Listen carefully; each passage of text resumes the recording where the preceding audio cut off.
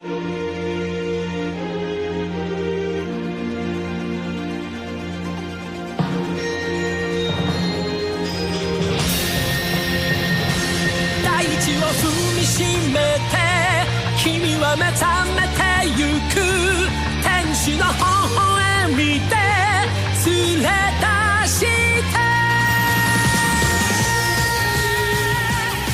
the series come to an end, a new series come about. It's the Sparda's World Show, host Sparda 3G, and we are coming closer to the Spring's Anime 2016. Should be a pretty good one, a lot of hype about, and boy, this news week has been nothing but PVs, previews, interviews on the Spring's anime, and even in the anime for summer. There's also a hype of what's going to happen in the summertime. Not yet for fall, because hey, let's not get too jump ahead. We do get an announcement for 2017 stuff. We get a lot of anime coming for next month, mainly on around the April first week of April, and we're going to get a lot of different series of different kinds, as well as ways to watch it. Like one would be an exclusive for Netflix. One will be exclusive for Amazon Prime. I don't know. Well, I don't think it's exclusive, but I think you can see it from there, which is mind-blowing because it's like anime is really has expanded a lot. And it's great because back then we only focused on one thing. Or, we don't really expand it a lot. I didn't even know Rio was out. The basketball manga is an old classic one. It's a really good one. I hope you guys have read it before. It's definitely a great read to enjoy. It's really good stuff. I didn't even know there was a volume. I would have collect them. I'll go for that, actually. I would go for those series. And, we even got the infamous, depressing book, Oisumi Pon Pon, or, since American translator, Good Night Pon Pon. Up to the point that has a tag that says, you must be 18 and older. So, yeah, every other series that's sent in, they don't have those tags. But with Pon Pon, it must have that tag. And rightfully so, to be honest with you. But regardless, all these series is coming for the America side. It's even the light novel. There's more light novel than ever, and I'm surprised. Back then, all those things could get canceled out. They were not that big. They didn't have a store of its own just for anime and manga by itself. Now it really expanded so much, and it sucks for the series that came early. Because a lot of series that came early get canceled, and then they don't look back at time. I'm hoping they look back and say, let's give it another chance, and let's see what we could do out of it. I wish they could do that. Maybe they can still, but time will tell. I'm still happy that it expanded so much in America's sake. It's really great to see how many dedication of anime and manga they really have in stores, in festival itself. We get conventions. It's really nice to see all those influence from those Japanese products, and not only just in Japanese, but entirely international. But regarding with anime and manga, it's really great to see how much exposure it really has. I just wish I know how to get my advertisement, but luckily I end up getting the some catalog that comes every bi-monthly according to this thing. It's actually nice. No, actually it's monthly. Well, at least I can finally list down the things I wanted to buy, things I wanted to get, and either I get it in time or I get it just remind myself that I must buy this DVD sets or stuff like that. So it's nice to see how much they expanded. Now, this news came out of nowhere because I was about to talk about pretty much just a lot of things that doesn't really headline this podcast, but there is one, and that has to be Hunter X Hunter. Yeah, remember that series, the one that decided not to come ever again because the guy played Dragon Quest. Tokushi rather play to Dragon Quest over us, but seriously, they say he has a lower back issue, which is actually true. It's just that the idea of Dragon Quest is still not out of option as well. Games over life, huh? But seriously, Hunter X Hunter, the manga itself, the one that has not been shown in the issue since August 2014, has finally making a return.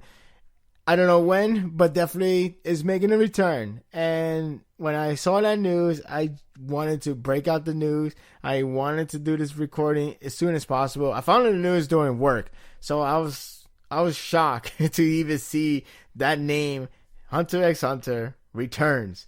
That sentence seems surreal, and I know it's not the first time for hiatus series to come back for a long time. And I guess you could say the streak is ended for them to how long they have been away. Regardless, it's still happening. It still seems surreal. Especially this is Hunter X Hunter. The series where Japanese bookstore even listed as completed because they got fed up with the creator himself. Is that really that bad? How much they get that attention of hiatus, ex-hiatus. So now it's making a return. The streak is over for now. And we're supposed to get more information around Saturday. This Saturday coming out. And, you know, if when it comes to leaks, I guess we're going to get that information much earlier, much sooner as possible. So definitely happy to see the series coming back. Now that means I had to refresh my memory. Well, I actually remember a good moment. If you have seen the anime, you know, it's a great anime too. Thank you, Madhouse. But if you have seen the anime and then you want to pick up the manga, I believe chapter 339 would be the best place to start at, and then get ready for the hype train that this series is gonna come. Because they're still fans that really want this series. They really want to see the series coming back to life. They really want to get more out of this, and at the same time, they are skeptical. Now, truth be told, my first reaction was very happy. You know, so happy to see the series finally coming back to life. Now the only thing that leads to is one question. How long before we go to another hiatus? Now you have Berserk, which a lot of people actually compare to. Berserk came back last year of July. It came back. It went by monthly status. It was all nice and well. Then around December, or I think November even, a hiatus happened. But hey, they tell us, don't worry, you got the anime. That should take care of you. Yeah, if it was a CG. But anyway, we have another hiatus for them. And they tell us they will come back summer. So another 6 months away. So that didn't help for Hunter X Hunter. Hunter X Hunter is notorious for hiatus. It's up to the point that we started to bet how many chapters we're going to have before we go back to hiatus again. Some people say 9. Some people say 10. Some people would say 5. It's just so little. It's like, boy, nobody had this confidence. And I only hope we last longer than before. I hope we get a good 2-volume set at the very least. 1 volume is okay, but this is a big deal. They made a huge deal out of this. They announced this at the Shonen Jump Plus, the website. And they're going to have more information around Saturday with the weekly Shonen Jump itself. I believe issue number 15 is going to tell us what to expect. Which is funny, because can you just tell us, oh, by the way, it's going to come back this day. Have a good day. So it made it seem like there's going to be more to it. We'll see what happens. It should be interesting, nonetheless. I'm just happy it's coming back. How long? I don't know. But maybe we should just not play that game for a while. And just focus on the fact it's coming back. And we're going to get a good kick out of it. So I'm really happy, really stoked. This season, this year is the dreams come alive. So my dream is certainly is alive in here. And I'm happy for that. Gintama. If the manga coming to an end, or rather going to the last arc, did not make you sad, well, at times it make you sadder. Gintama TV anime is, in fact, ending this month. I think a lot of people figured this out, to be honest with you. Though a lot of people were hoping we would go back to the comedy, to the slice of life segments, these episodes, because we did skip them. But unfortunately, that's not the case. The anime is going to end this month, and we gotta wait for a new season, which probably be a long time, like maybe another year. I hope. I kind of wish they would make a new season that's just focused on the one they skip. A lot of comedy. There's a lot of good comedy, a lot of heartwarming stories. It's so many good stories that skipped.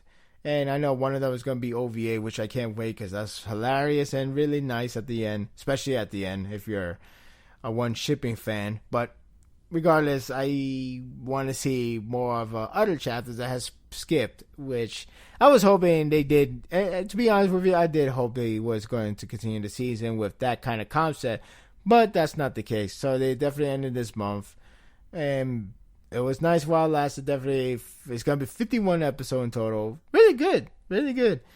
And going to miss this one, but hey, we gotta stop somewhere before we have 80 episodes of filler, or a good 60% of the season being filler. That's the last thing we wanted to do. So it's for the best, guys. Haikyuu. Supposedly the manga itself is gonna have a big, super big announcement. I really don't know what could be. I want to say movie, but based on what? The story itself is all focused on one game and one game alone. So I don't know what exactly can it be. It can't be a compilation film. That's not that big. It's an announcement, but it's not a big announcement. It's not a grand announcement. Some people say it's a live action movie. Possible, but I don't think it's a stage play because they already announced that a while back. They really are having stage play. Every series gets stage plays these days. This series, Fairy Tail, you name it. But that's not the point. What is the real point is, when exactly is this big announcement for the manga itself? I can't say it's going to come to an end because the game just started, unless they just steamroll everybody and like, yeah, Arsenal wins, we are the national champion. But I strongly doubt that.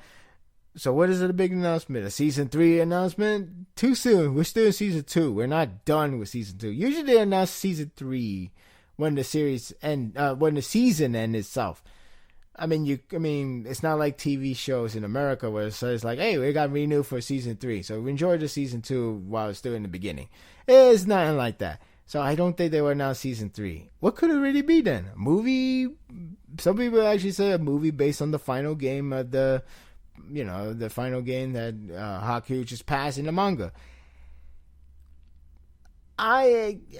It's highly likely, but it's highly likely and compared to what we say, at least what I say so far, but I don't see it happening. It seems weird, but like, okay, we're going to see season 3, and they just skip the entire full game. What happened? Oh no, they already covered that in a movie.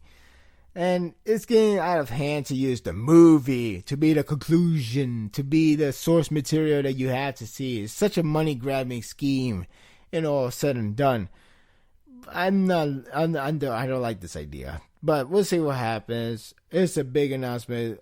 Supposed to come around March 19th.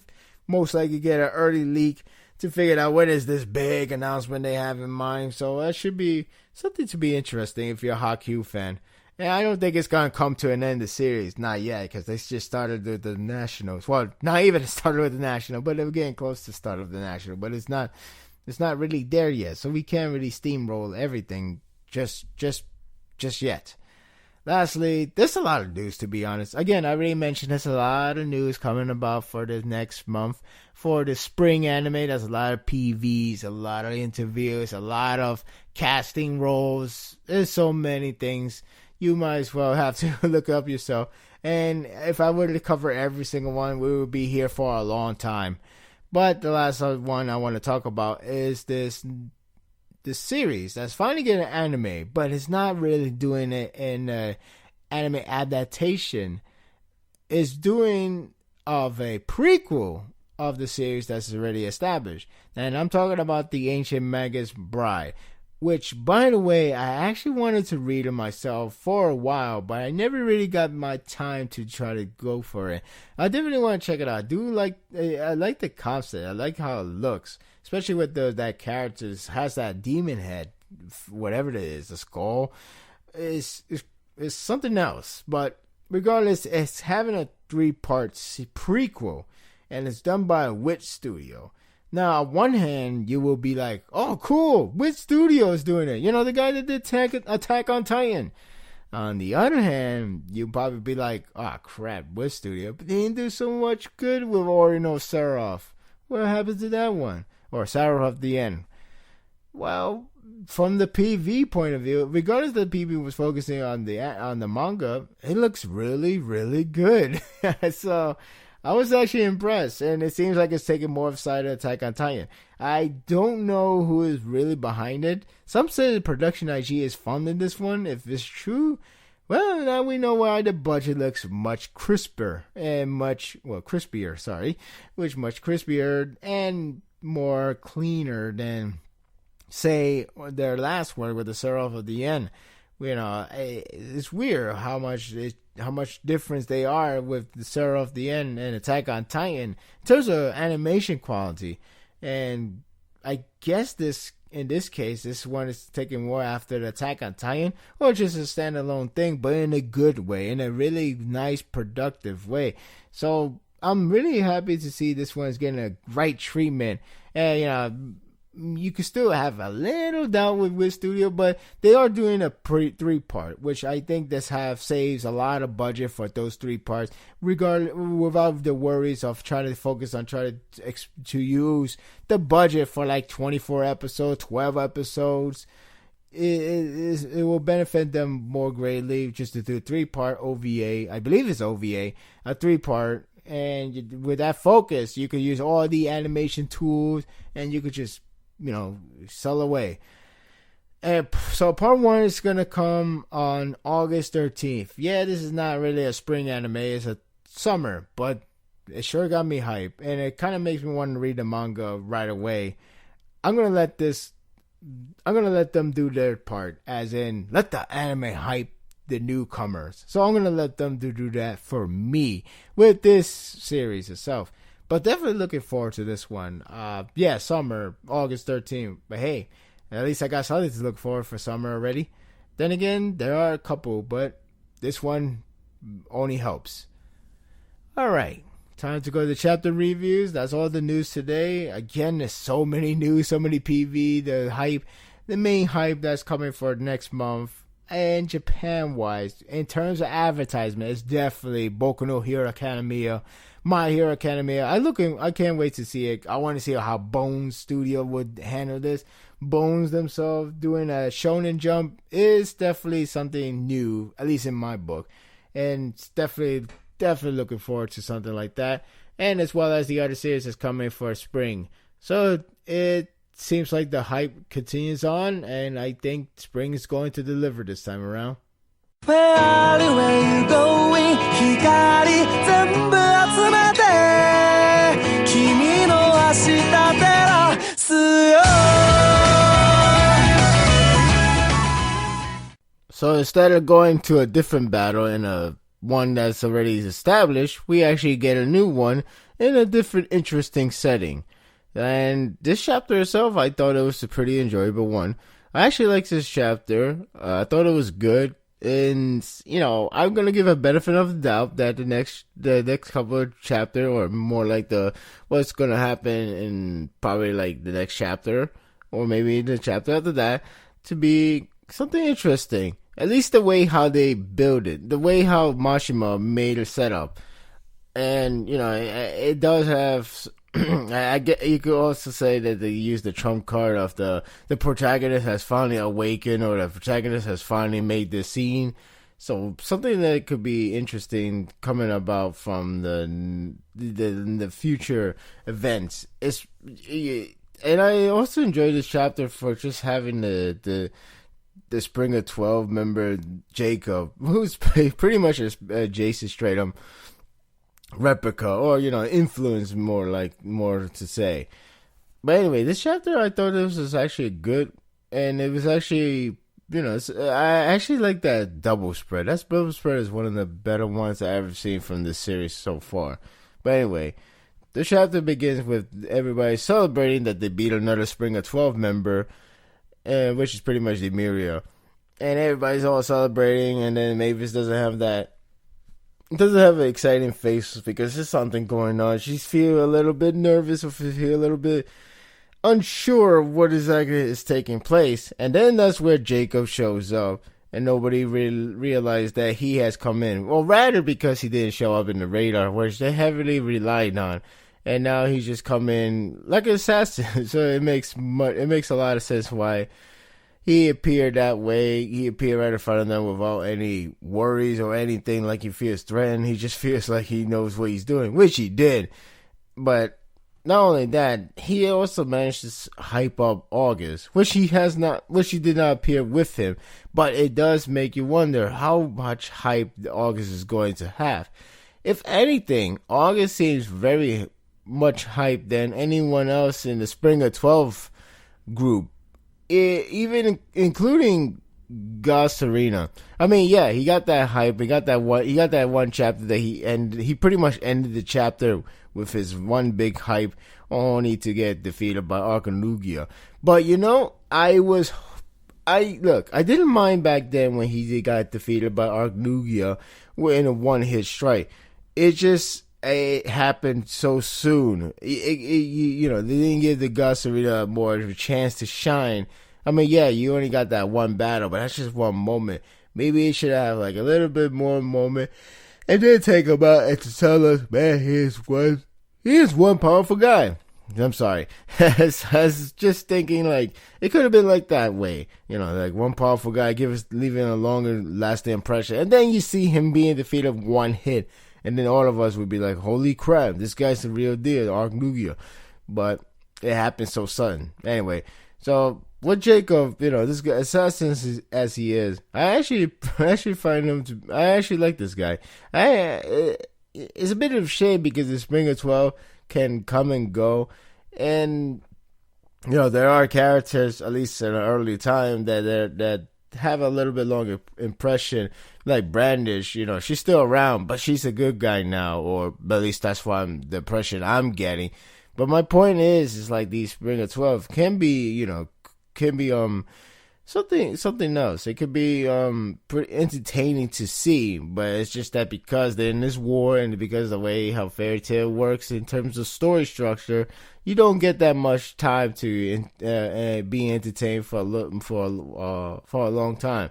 So you only get like a very short time, and just like basically like a good 5 chapter or even under than that. So it seems like with Jacob it's the exact same thing. But nevertheless, I still enjoy what we're getting from him. So Jacob actually managed to take out everyone in the Fairy Tail except for Mavis. Which the surprising part is that he actually see Mavis. I don't know how or what, but he knows that she was there, and up to the point he could actually shoot him down. Which I think this is the first time I ever see Mavis getting physically damaged.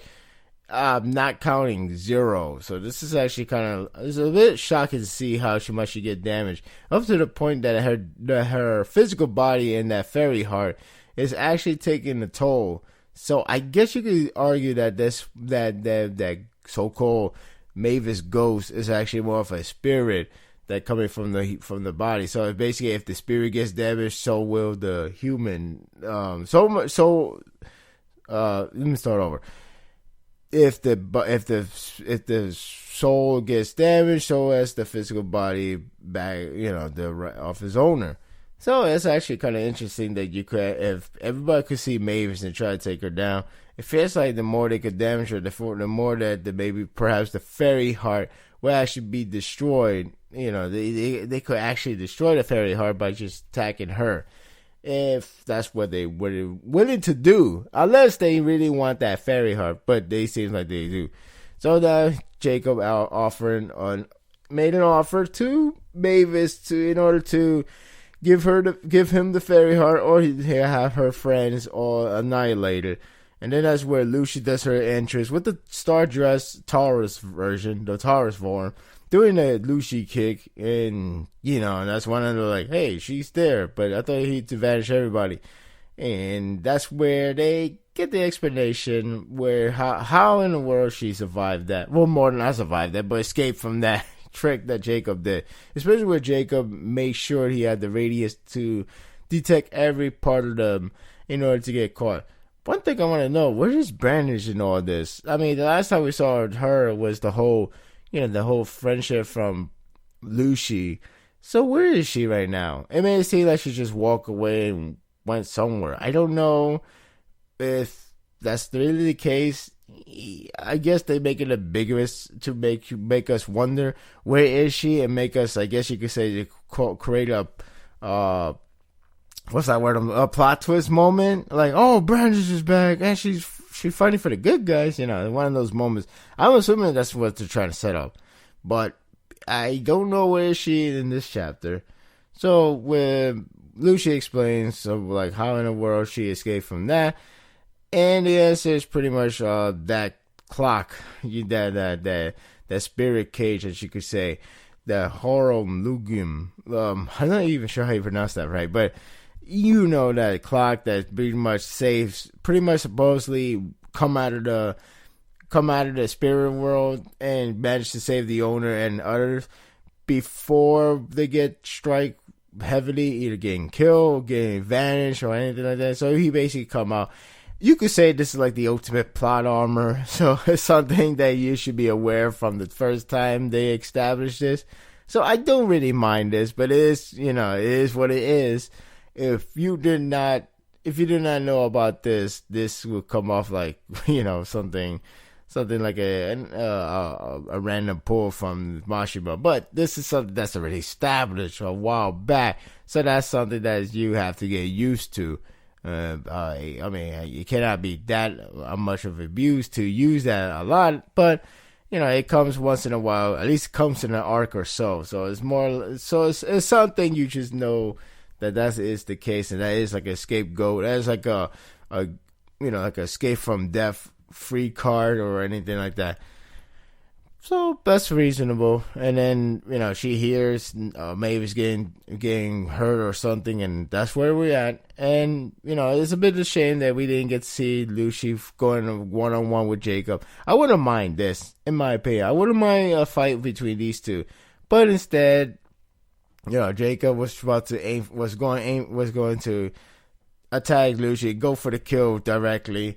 And then that's where Natsu made his appearance with a very cool double spread page, which I really like. And it's a good thing with this magazine publishing.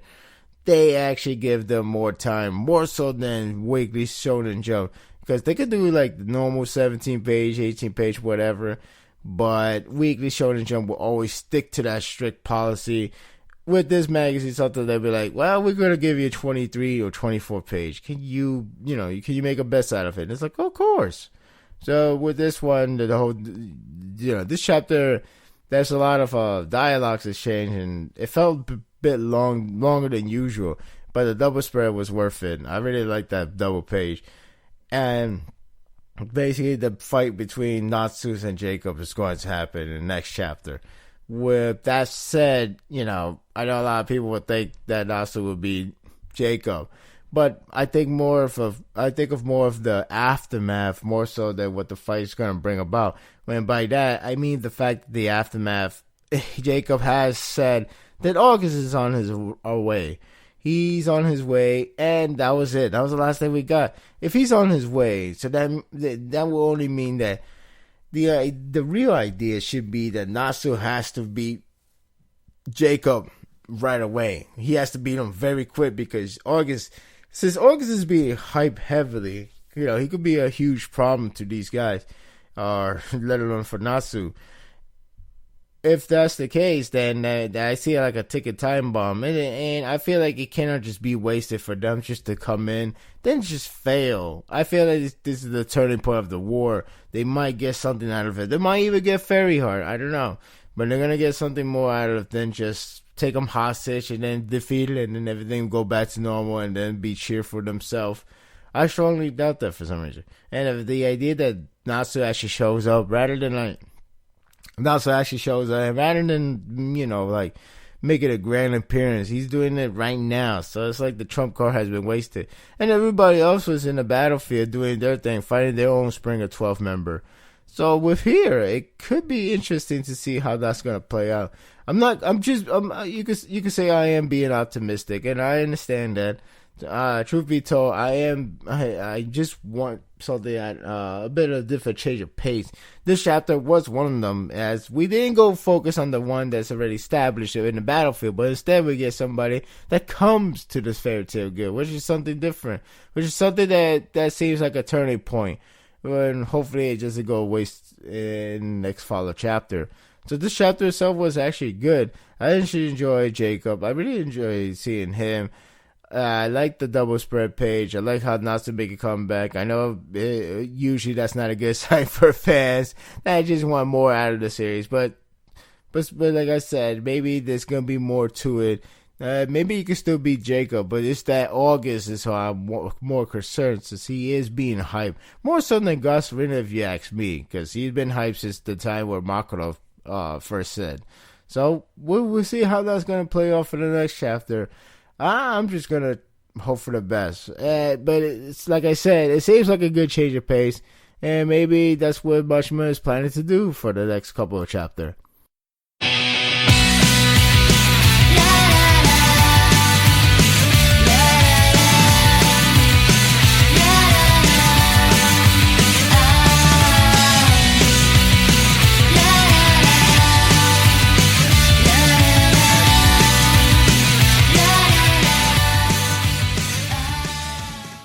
Well, this chapter is kind of hard to review, to be honest. It's more of a chapter you really should see it for yourself, word to word. I can't really make it like a reenactment. It'll be a complete summary, and it seems a bit not much of a review.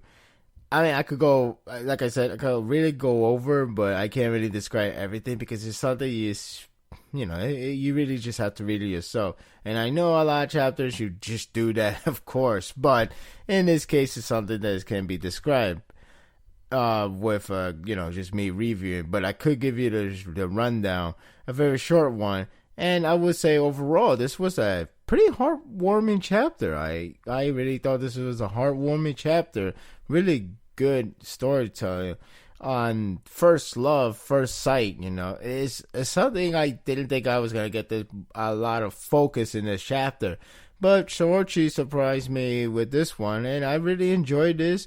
And not only enjoyed the love story behind it, but I also love this.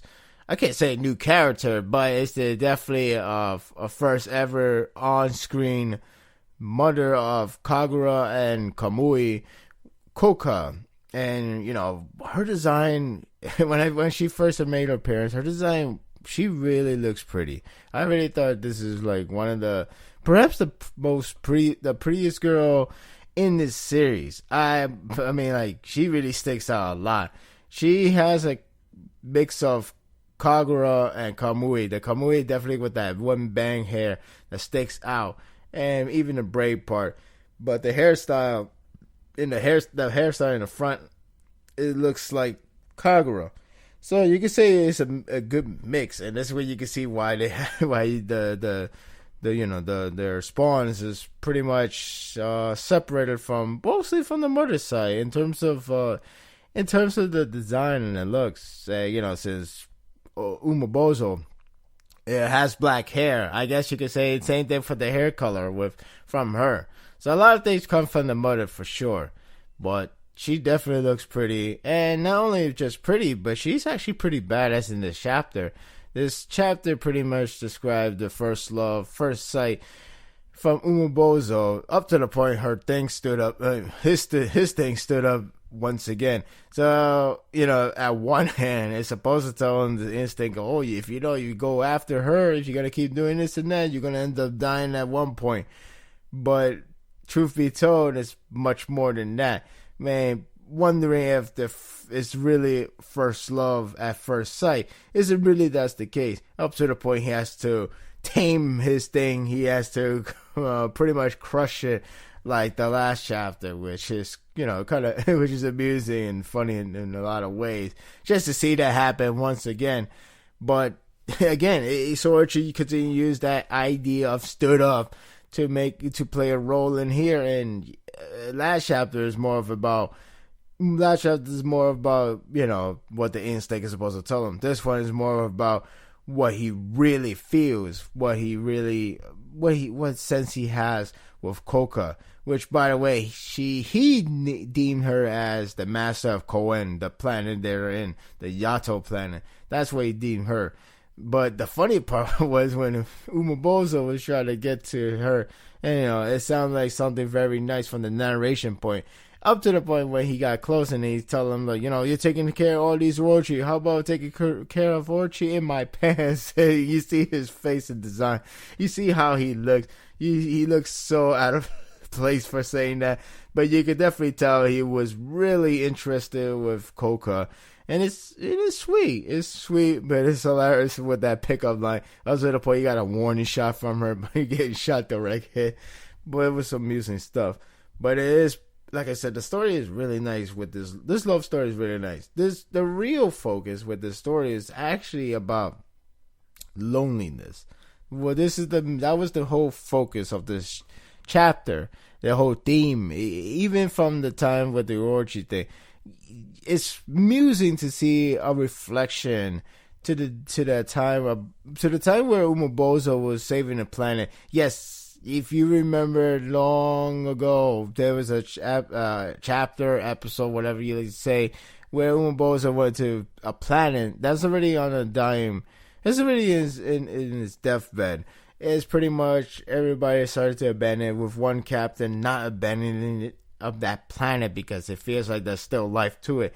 It kind of reflects that moment because, except this time, Umibozu is the one that said this planet is already dead, but Kouka is the one that said it's not dead because one person's alive, and that's Kouka, and if she's alive, the planet is not dead. You can have one species dead, you can have one thing dead, you can have a couple of dead, but if there's one person in there, then it's not dead. It cannot deem dead.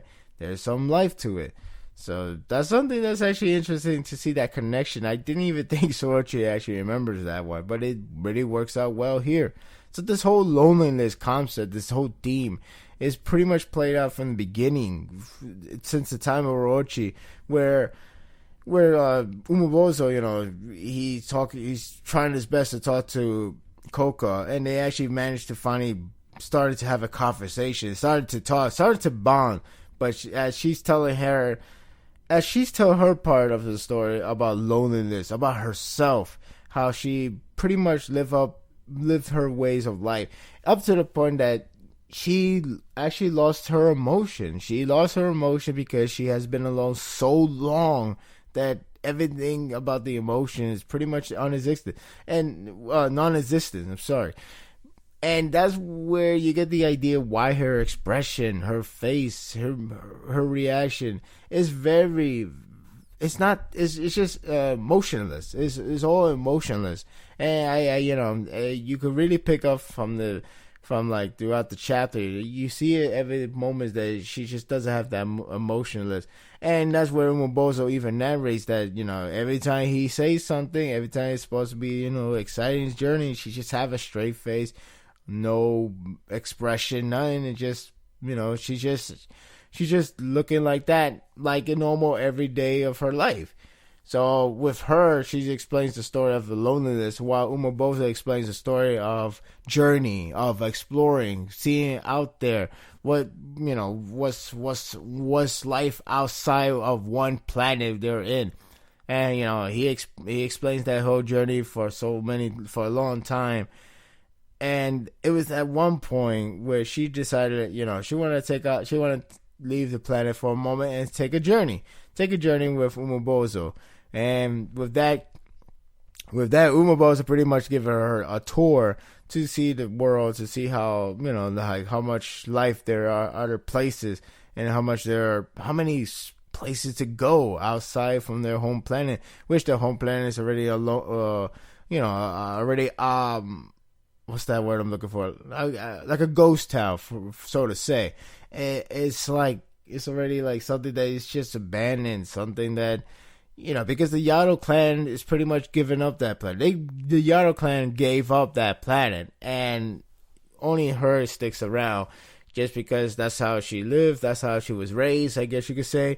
So it's like she really stands by that stance.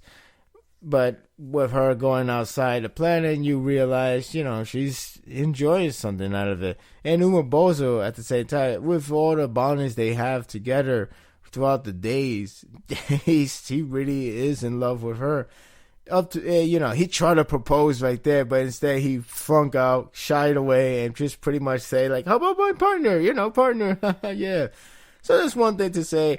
I think this is where not Kamui. This is where Kagura perhaps got the personality mostly from, because Kouka personality is more fitting to Kamui's not self-centered, but something that's like, not really outspoken, soft-spoken, and hide the emotions. That's something that Kamui most likely got it from, where Kagura got more of her personality from her father. It would make the most sense why we're seeing Kamui the way he is, especially the way how he's hiding his real emotion in front of his mom. So that makes a lot of sense if you ask me. By near the end of the chapter, where after they explore, she has a smile expression. She feels alive, which is really nice to see after seeing many of expressionless. Is that a word? But emotionless expressions. And when he was leaving, she never really said sayonara or anything like that. She just looked at him. And that's where you realize, the reason why she didn't do that is because she just pretty much went back the way she did. Once she went back home, she pretty much continued the way of living a lonely life. And the sad part was, by the end, which metaphorically where she stood up, the fact that she actually tamed that, she pretty much gave him a direction where she's at. But in a metaphorically speaking, the whole idea was stood up. The idea that it would go back from, how about you take Orchi and back, how about you take care of Orchi in my pants and stuff like that. So it feels like it connects to that, because it feels like this is something that they're both sharing the same feeling. And at the same time, she's actually upset that she actually has that feeling, because she was emotionless for the longest time.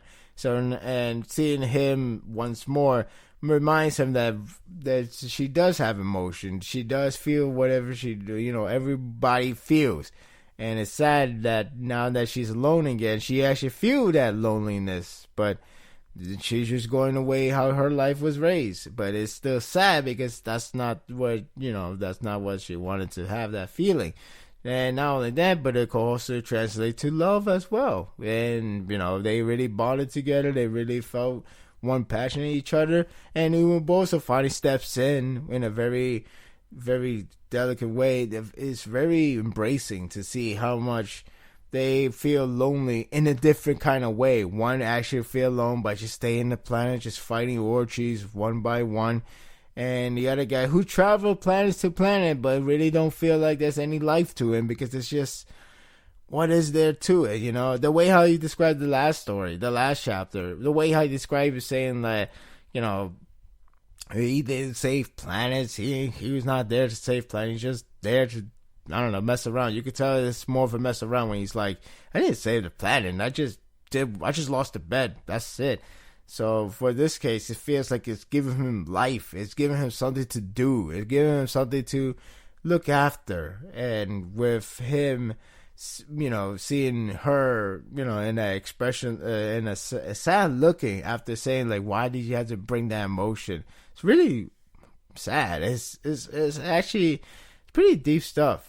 So seeing him telling her that, even if he goes planet to planet, where pretty much there will be more life to them, those planets, more so than a Kohen, he still feel lonely because it's not with her. And this is where you could pretty much tell this is where they really, really embrace each other. They really love each other.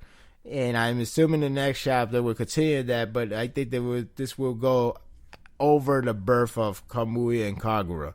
But that's where the chapter ends. Like I said, it's a lot of expression. There's a lot of fun moments.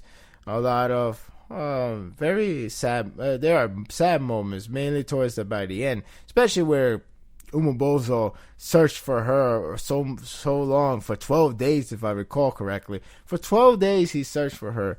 That's how much she meant that much to him. And instead of like, and you know, he didn't even bother getting food and water. He just kept searching throughout the planet. So that's just insane stuff. But man, I was surprised to get this kind of chapter. Definitely surprised that we actually got this chapter in the first place. But I'm actually really liking this one. And I really like this whole backstory with the Yado clan, Umibozu, you know, the whole, and then we're going to translate to Kagura and Kamui very soon, which should be really interesting to see how the fallout comes about with the family itself.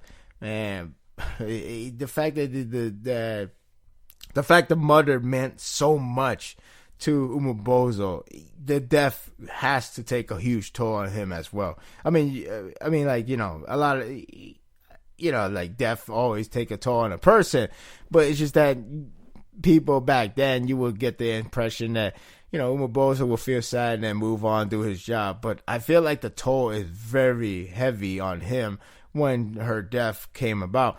So I'm just going to wait how that's going to play out. But definitely a good, heartwarming chapter. Looking forward to the next one. Nice, really, really nice to see this backstory really flesh out. And they give us a lot of time. It's a good thing he's given a lot of time too, because, you know, even though his final arc is coming very soon, whenever that be, at least he's given a lot of time to give us a flashback, a really good one, no less, and also more backstory and more character background, and as well as the clan itself. So I'm really happy that you give him this opportunity to showcase that. And at least that will give us more reason that the final arc hasn't come yet. But let's not rush things, because we could all deal with this.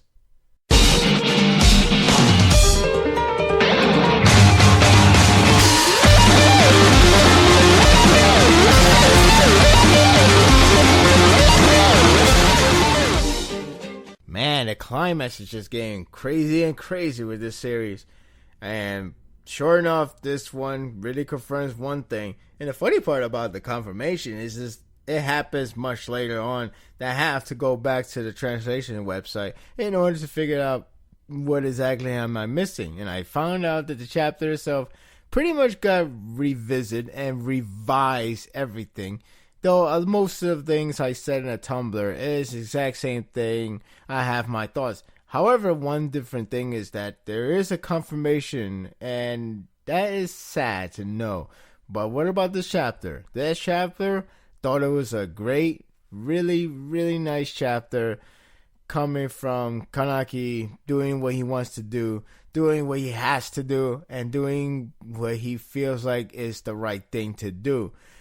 This chapter itself was really good in terms of like making that adrenaline rush where he has to go against time, because, you know, he has that one opportunity to save one person, which I think a lot of people got in mind, already know what they have in mind. And, you know, the fact that Arima is there, once again, Arima is the representative like of Grim Reaper. Once he shows up, you're done. You are dead. There's no second chance. Well, you know, Kaneki got a second chance. But anyone else, no chance. No chance in hell at all. But the whole race against time, the whole situation of building up why exactly Kaneki is doing this, what is his grand scheme, what is his grand plan, and we finally get the answer by the end of the chapter. At first it was vague, still vague on one part, but it was vague on that one, and we're gonna get to that from the beginning. So with the beginning, we start with Ito and Furuta having a conversation, and it actually talks about the editor that turned her in, which is Shiono. There's the editor. You know, pretty much they talk about the editor, and it's sad. The weird thing is the first translation, I kind of get it, but it didn't. It was kind of a little bit confusing in some way. It was the translator problem, but they fixed it up They fixed it up pretty quick, so I didn't really fault anyone. and that's okay because the translator was a bit new, very fresh, fresh off the bat. But anyway, that's not the point. Point is, Shiono talk about like how his editing job, how he does this and that, been around for a while. And then that's where she asks, hey, wait, did you kill the guy? And Furuta like, well, voila, I made him into a good food for you to eat. So, yeah, they killed him. Pretty messed up there, Furuta. But what can you do? This guy is a maniac in disguise where nobody even know.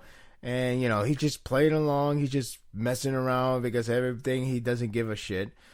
But what can you do with him? That's how he is. I really hope he get a comeuppance because this guy needs his ass whooped. Anyway, he walks back to he walks back to do his job. And one last thing, he actually knows about the recording. So that sucks. I was hoping he got a surprise attack. But yeah, he's definitely not an idiot, and he's definitely has no fucks given the face on his. He pretty much don't even give a damn about anything that's going to happen to him or anything that's going to happen, like in the long term planning. So he knows about the recording. He most likely knows that hey, that Kaneki kid is gonna find out that I'm the guy who did that thing. But who knows? Who cares? He's ended up gonna die, so that's his fault. So not my concern.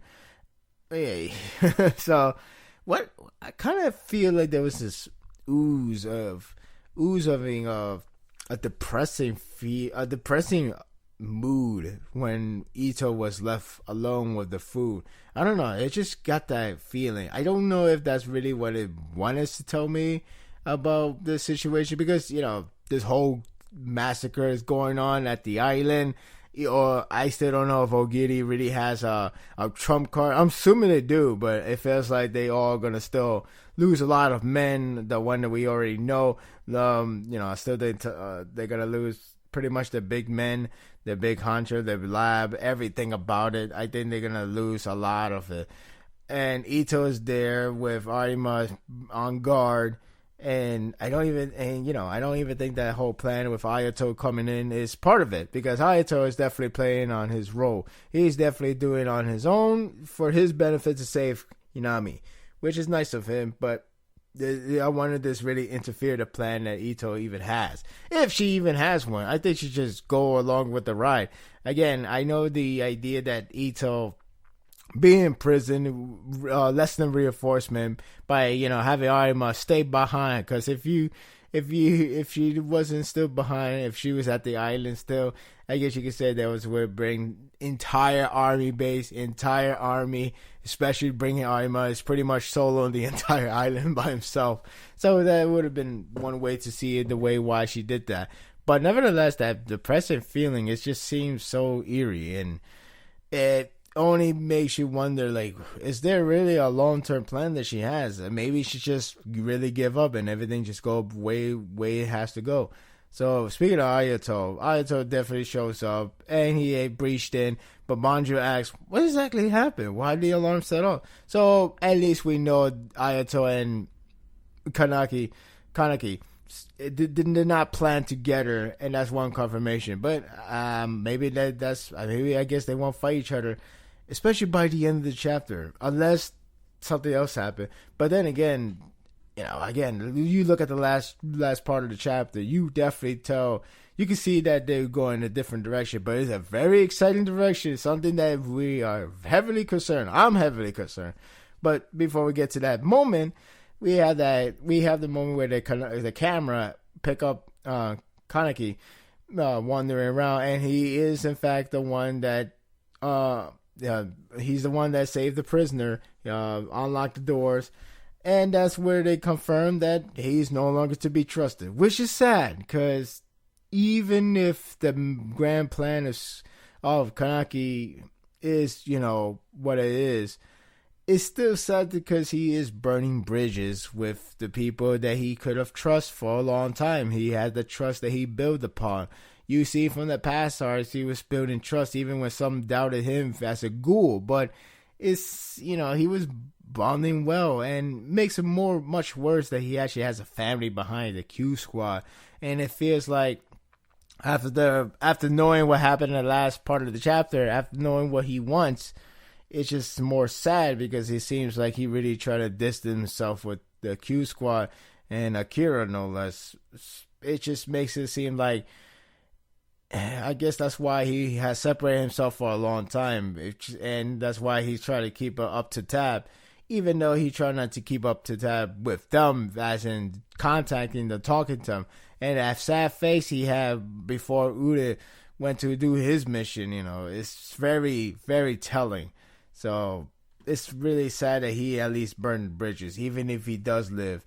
I could only hope they could comprehend this. Like, they could actually not really erase the entire emotion they have, the entire bond they have, because they're really connected a lot from this entire series. So seeing them just break away and then everything just reset it would be disheartening, and maybe I wouldn't say pointless, because I'm pretty sure from story standpoint of view, it's going to be more reflected than that, because I know Ishida is not really going to be leaving that out alone and just dismissing altogether. I really strongly doubt that.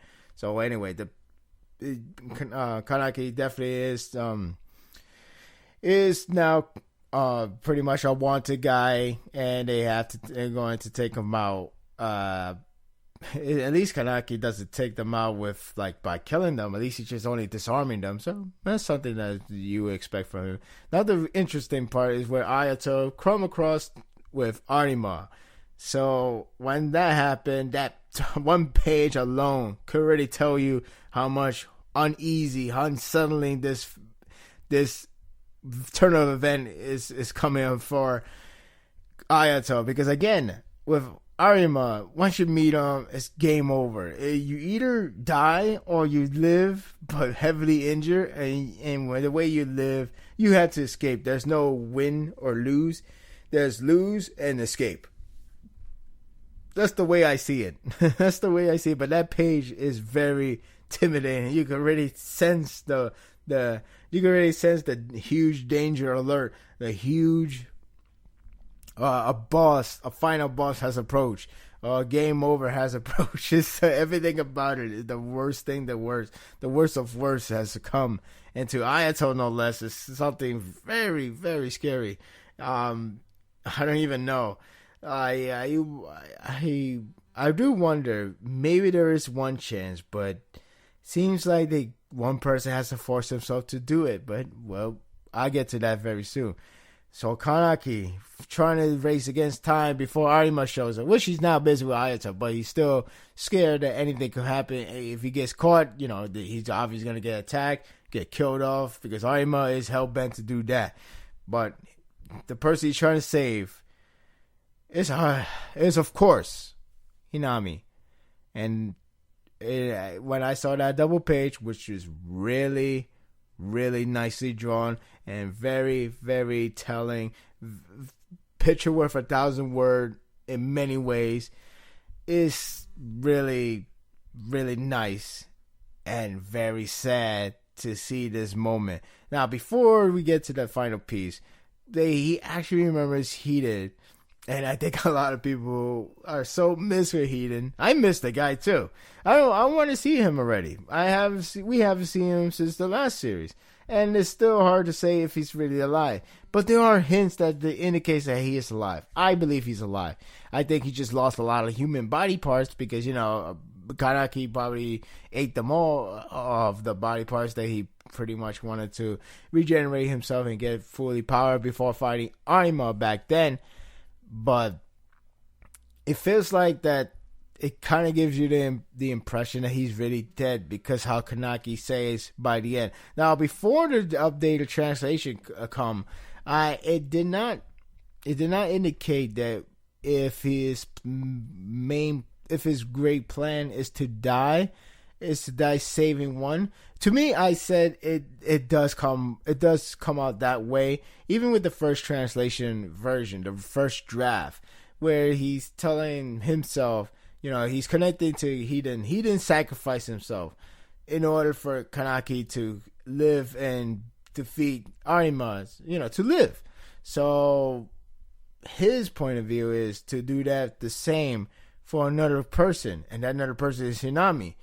But the translation how it goes is saying like, it's my turn to do that party now. It's my turn to do that for someone else.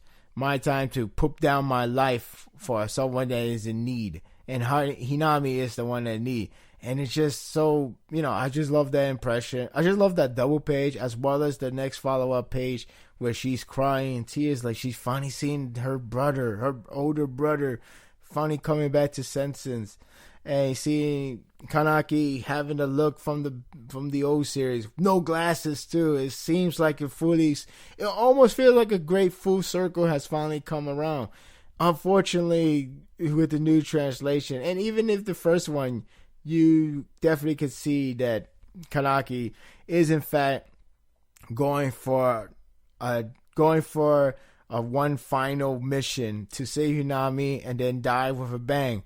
And they actually inserted to die in style in the next version of the translation. So that means it's confirmed. He is going for dead. He is planning to die in this arc.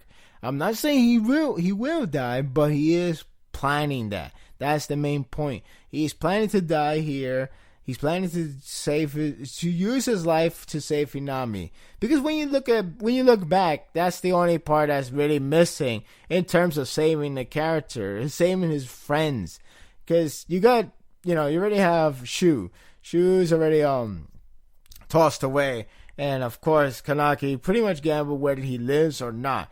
And so we already know he lives, but that's one problem solved. He's told that Ateku is completely annihilated. They're told that they were all dead. I don't know if he knows Toka's okay, but probably does. But then again, when he went to Ateku, he only knows that he only knows the original staff worker are the one that's in danger. But now he knows they're quote dead end quote. That there's not much saving. Everybody's in a good state. Q Squad, they grown up. They no longer need Sasaki. But still, there's family that I don't think he's really aware about.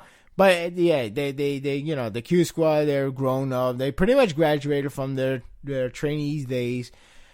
Again, many of the friends from the Ghoul side are A-okay. The only one that's really in trouble is Hinami. But now she's getting rescued.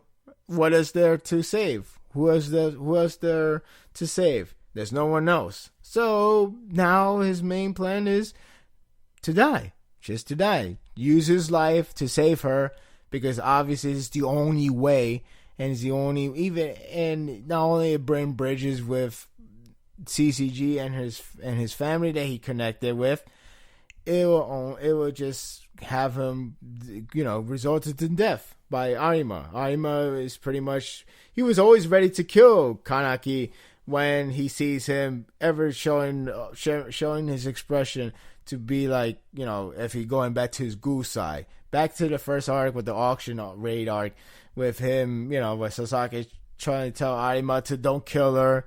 And, Arima has a stance of getting ready to attack at any time. And tell her, I just want to, arrest her. I want her to take myself to prison. So now that he's back and pretty much sacrificing just to save her, which is still nice, but it's still sad because Kaneki is really thinking of dying here. Somebody just has to tell him, no, don't die. Don't do this. So this sucks that translation really is what it is. And it really come out that way. Now, does it mean he is dead? I don't know. There's hints that he's not really dead. I do think he lost a body part. That's what I do believe. And I do think that Kaneki thinks that he killed Hiden by eating him up. I think he really believes what he really believes, that everyone is already dead, or, everyone is in the safe in hand. But the problem is he's not thinking about himself once again. He's thinking about like everything is fine with them. Now I could die in peace. But everybody means something. And that's something that Kaneki most likely don't understand. which I'm hoping somebody just stops him. So we'll see what happens the next chapter. Or I don't think it will be solved in the next chapter. It will probably take a while to solve that. But if he's really going to die in style, it's a huge bummer because we finally got him back only for him to be suicidal. But definitely a really nice chapter. The chapter went by fast, but it's done to illustrate in a good way. A lot of good illustration in this chapter. A lot of double page. That one double page is very, very strong. I kind of wish I actually used that picture for my thoughts post, but I really like the last page as well. The last page, I like the Arima, that fear that creates from Arima's shadows. You can really tell this is a huge danger lurking for Ayato, and Ayato is going to go against Arima. That's something to look forward to in the next chapter. Though it's possible in the next chapter we're gonna go back to the Root Island, which I don't mind either.